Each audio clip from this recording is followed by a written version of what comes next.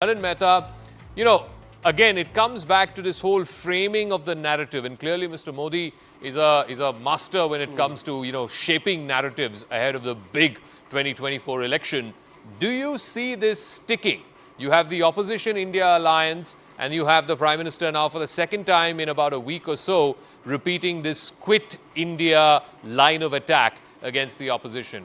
Is that working on the ground? Are people buying into that framing of narrative? So, first of all, Zaka, I think you're right in terms of creating a narrative for 2024.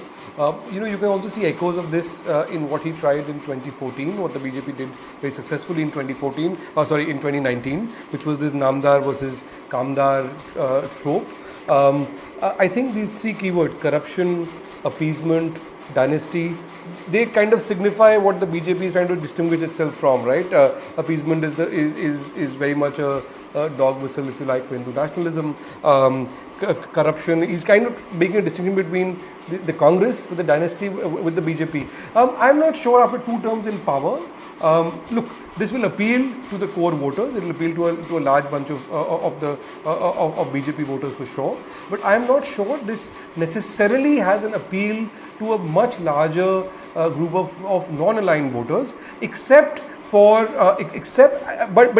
I think what the BJP is betting on and what the Prime Minister is betting on is that as long as the India alliance or the opposition alliance does not have necessarily a very clear leader and a very clear alternative to Mr. Modi in a presidential kind of contest, okay, then you can always put the question of Modi versus who, and in that context, then all of these things they can align the narrative in a particular manner. I think that's what the Prime Minister is trying to do. So, Rashid, what is then the opposition's counter narrative to that? We're going to have the no confidence motion. I just gave out the numbers on our screen before the debate began. So it's not a question of the numbers game. Clearly, the opposition doesn't have the numbers. The BJP has the numbers. The NDA has the numbers. So if that is not the reason why there's no confidence has been brought in, and the only reason was to make the Prime Minister speak in Parliament, he's going to use the forum of Parliament. He's going to use the platform of Parliament to once again shape the narrative for 2024 and show the opposition in bad light. And if it's going to be Rahul Gandhi versus Narendra Modi in terms of a narrative shaping battle, speeches from the floor of the House, clearly Mr. Modi has the odds on Mr. Gandhi because he is a much better orator. We've seen that in the 2018 vote as well, and we could likely see this now in 2023. Rashid. Yeah, so Zaka, you're absolutely right in terms of that. Mr. Modi is a fabulous speaker and he's a very good orator and he has the ability to lead the attack. But the whole Rahul Gandhi episode, this is disqualification and subsequent court pronouncement, etc., have not covered BJP in glory. So first of all, the point is whether Rahul Gandhi is going to be back tomorrow. There will be delay and there is going to be a lot of controversy and bad blood between opposition and the ruling party tomorrow and day after before the no confidence motion is taken up. As a citizen, Zaka, sometimes we wonder when Prime Minister speaks against corruption, what is the rate of conviction in political cases of people who are corrupt.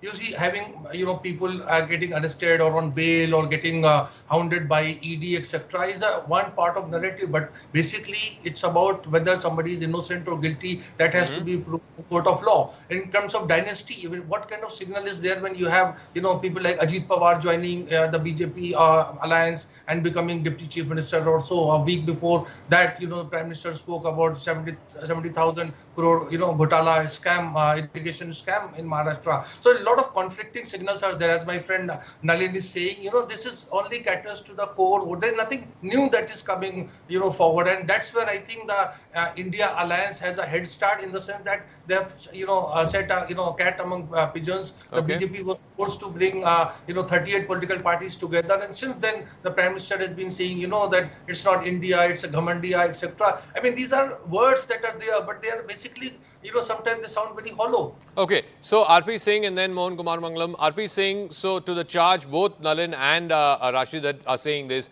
there's nothing new that is being offered. At least in the case of the India Alliance, they're offering something new. These parties have come together. You could argue their sole intention is to dislodge Mr. Modi, to dislodge one man. But what is it that the Prime Minister, the BJP, the NDA, what is it new that you're offering to the people of India? Well, I'll answer that also. But before that, let's talk about this no confidence motion also. Well, no confidence motion has already we have seen. I mean, we have seen what's happened in Lok Sabha. Tomorrow we'll see what will happen in Rajya Sabha. Where is the no confidence motion? As per me, this is a complete tug of war or a race going on between Aam Aadmi Party and Congress. Kejriwal said this is going to be semi-final. I mean, a big narrative was built that this is going to be semi-final and this will finish Mr. Prime Minister Modi, and then this will lead to a good final day. So this was the target of Mr. Kejriwal, and then he went to each and every leader of the opposition. Okay. He went to each and every door of the leader of the opposition and convinced them, let's play this semi-final and finish Prime Minister Modi. But Congress thought it otherwise. Congress took it otherwise. That if Kejriwal is able to succeed in projecting himself as a person who's playing semi-final, then where will Rahul Gandhi go? And that's why vote of no confidence was brought in. I mean, there was no other reason for it, because Mr. Thankar and then our Om Birla ji has categorically said, let's discuss, and then Amit Shah ji has said, let's discuss Manipur. I mean, it was not for Manipur. Objective was there's a race going on between the two parties also. So, Mohan Kumaramangalam, final word. The objective of the no confidence was not to speak or discuss Manipur. The objective was this competition going on between opposition parties. And now, all the more so after Rahul Gandhi's the conviction has been stayed. It now paves the way for him to return to Parliament. Clearly, in the India alliance, he becomes the odds-on favourite to be the leader of that alliance. That is not something that Mamata Banerjee or Arvind Kejriwal or even a Nitish Kumar might be particularly comfortable with. So I don't think any of the members of the India alliance are worried about Mr. Gandhi returning to Parliament. In fact, I think everyone tweeted welcoming the verdict and welcoming him back to Parliament as and when the Lok Sabha Secretariat reinstates him in Parliament. I'm not sure where this semi-final logic is coming from. I actually didn't understand what he was talking about. I will say, though, comically enough, that maybe what the Prime Minister meant when he said, corruption needs to quit India, he was talking about corruption quitting the India alliance and going to BJP, because they have the biggest washing machine, whether it is Ajit Pawar, whether it is Himanta Sharma in Assam. All these people were accused of corruption, and Mr. Modi spoke very eloquently at election rallies, and Mr. Amit Shah did, about them being corrupt and, seeped in corruption. And as soon as they went over to his side, they all became, white as milk, if you will. Okay. And the other all thing right, I I'm want to say completely is that out of time. as Sorry for the truncated concerned, debate tonight. Mohan Kumaramangalam, RP Singh, Rashid Kidwai and Nalin Mehta, many thanks indeed for joining us.